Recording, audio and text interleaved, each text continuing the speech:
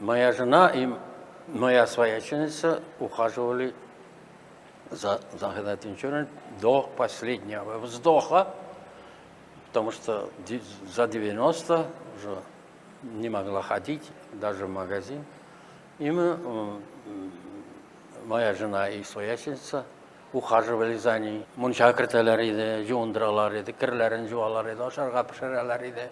Мен қайбір шырақта командировкаға кетсек, жеке жолға кеткен болсақ, енді балдыз қарай. Мен шулай тұрып, а я сижу без дела. Они там кіравалар, ашарға пішіралар име, Захидапа сөйлей. Захидапа Захидатин Чурина турында сөйлей, мен аны сауам. Скоропись я придумал. Я не секретарь, не секретарь, как это называется? Секретарь, не скоропись, не садиватала. Я сам придумал, сам себе.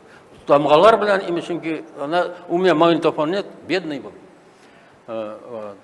И я 4 часа слушаю, пишу вот такие каракули. Прихожу еще 4 часа, его переписываю, пока не забыл, потому что какой знак, я уж сам не знаю, через 2 дня я уже не смогу считать. И таким образом вот такая толстенная книга получилась, ее вспоминание.